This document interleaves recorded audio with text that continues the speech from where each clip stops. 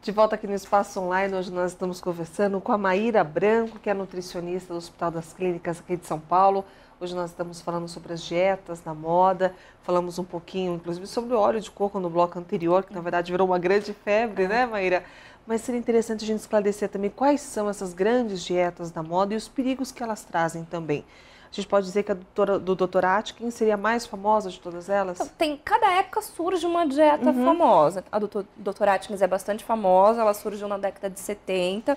O Dr. Atkins é um médico americano e para ele o que engorda é o carboidrato.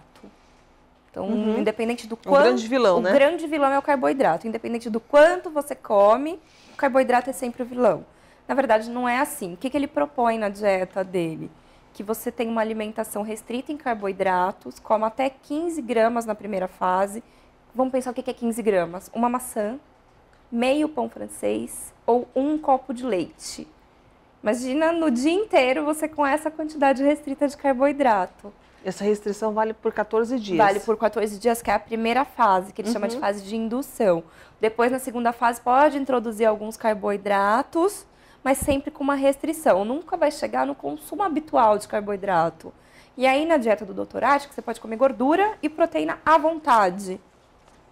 Então, na verdade, é uma dieta que se torna monótona, enjoativa, porque foge muito do nosso hábito e acaba emagrecendo, porque o consumo total calórico é sempre inferior ao que você necessita. E, na verdade, é um grande risco para a saúde, né? Porque a gente precisa de carboidrato. O carboidrato é a nossa fonte de energia. Quem já fez sabe como você se sente fraco após uma dá uma dieta fraqueza, como essa. dá dor de cabeça, mau hálito, porque o corpo começa a produzir uma substância que chama corpos cetônicos para substituir a função da glicose. E nisso tem um hálito cetônico por conta dessa produção. Agora, e quais são as grandes complicações disso para a saúde? Essa perda de peso rápida que essa dieta, essa e outras promovem, você perde normalmente água e massa magra, que são os músculos, e acaba não perdendo gordura. Tem uma chance muito grande de ganhar peso novamente. Que é o efeito rebote, né? É o efeito rebote, muitas vezes mais do que você perdeu, e aumenta muito o risco de flacidez. E, na verdade, ninguém que quer emagrecer quer ficar flácida depois de emagrecer.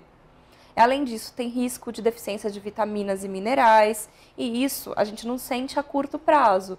Isso pode ter um efeito a longo prazo. A gente pode ter uma anemia lá para frente, uma deficiência de cálcio. Isso para quem prossegue nessa dieta. Para quem prossegue nessa dieta. Porque o que acontece? Não tem estudo com essas dietas a longo prazo.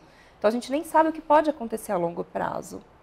Interessante que uma vez eu vi um grande ator dando uma entrevista, inclusive aqui para a Jovem Pan, e ele disse que quando precisava fazer algum tipo de emagrecimento rápido, de 3, 4 quilos, ele se utilizava desse tipo de dieta. Mas assim, de forma controlada, com acompanhamento. Nesse caso, é um pouco mais tranquila a recomendação. Um pouco menos pior. Um pouco menos pior. Então, porque na verdade, todas essas dietas que têm restrição calórica, elas vão emagrecer e vão emagrecer rápido. Então, numa urgência, emergência, bem orientado, dá pra gente utilizar de algumas coisas, mas sempre com muita atenção. Sempre com orientação para não ter risco de ter algum déficit no futuro. Mas existem tantas outras, né? Dietas, a do Mediterrâneo, a do sangue, a do tipo sanguíneo especificamente, a do vinho, a da lua. Existe uma que seja mais segura? A dieta do Mediterrâneo é segura. Ela é baseada numa pirâmide, mais ou menos como a nossa pirâmide brasileira alimentar, só que ela tem algumas diferenças. Ela incentiva o consumo de vegetais, de frutas, de gordura saudável, que seria o azeite. Então é uma dieta saudável, mas também não é exatamente o nosso hábito. Então dá pra gente fazer dentro do hábito da nossa alimentação uma dieta saudável também. O arroz e feijão é uma combinação muito boa. A melhor de todas, né? A melhor, é uma combinação que um complementa o outro nas proteínas, o feijão tem fibra. Se utilizar o arroz integral é melhor ainda, porque vai aumentar ainda o consumo de fibras. E as pessoas ficam achando que não pode comer arroz e feijão, que tem que ficar de carne e salada, carne e salada. Na verdade, não é isso. Tem pessoas que acreditam piamente na dieta do tipo sanguíneo. Sim. Ela tem os efeitos que são tão propagandeados ou não? Não tem comprovação nenhuma. Ela tem algumas coisas que são Que assim, o tipo O seria o primeiro tipo sanguíneo que surgiu, e aí o autor identifica que é na época que caçava, então a pessoa pode comer carne. Aí não tinha agricultura na época, não pode comer alimentos vegetais. Então tem umas coisas que não tem relação com nada, a gente vê de onde a pessoa tirou essas informações. Aí o tipo AB, que é o tipo mais recente, poderia comer de tudo, porque já surgiu numa época em que a população tinha mais alimentos disponíveis. Não tem comprovação científica nenhuma. Primeiro porque o tipo sanguíneo está relacionado com genética. Não tem relação nenhuma com a alimentação, com o tipo de alimento que você pode comer. E é engraçado, porque essas dietas, elas aparecem sempre, com bastante frequência, com bastante né? frequência. Assim, a impressão que eu tenho é que a pessoa quer ganhar dinheiro de uma forma fácil e inventa um método milagroso. E acaba vendendo porque chama atenção. Porque qualquer dieta restrita, como eu já comentei, vai ter emagrecimento, então a pessoa tem resultado. Mas quais são as consequências desse resultado? E desde que seja por um curto período de tempo também. Porque o que acontece? As dietas muito restritas, monótonas, você não consegue seguir isso para o resto da vida. Então, por exemplo, a dieta do Dr. Atkins, você não vai conseguir consumir uma quantidade pequena de carboidrato para o resto da sua vida. Você até consegue fazer por um período, vai começar a enjoar na segunda semana, mas não é o habitual. Então, quando você volta ao habitual, você acaba comendo as coisas com uma voracidade maior, o que você estava sentindo falta, e por isso acaba engordando mais. E por que é tão difícil da gente se reeducar quando diz respeito à alimentação? Porque, na verdade, todos nós sabemos, como você disse, o arroz, o feijão, a salada, é o básico da nossa refeição e é muito saudável.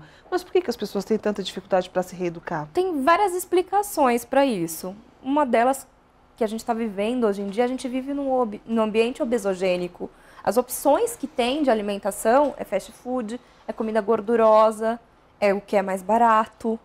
Rápido. Mais rápido. Então, é mais acessível às pessoas. Então, se a gente não tem tempo, é muito mais rápido eu comer uma coisa mais barata, mais gordurosa, do que eu ir num restaurante, comer uma salada, um arroz, um feijão, uma carne, que vai demandar muito mais tempo. Então, esse é um dos fatores. Outro fator é que as pessoas muitas vezes não tiveram educação nutricional na infância. Então, não aprenderam a comer direito desde cedo. E aí, para mudar hábito, é uma coisa muito difícil, principalmente na fase adulta. Então, teria que ser, é uma coisa importante que tem que ser vista desde a infância. E não adianta você mandar o filho comer se você está lá comendo um x-salada com uma Coca-Cola e mandando a criança comer fruta, suco natural e uma alimentação equilibrada. O exemplo é muito importante para a criança.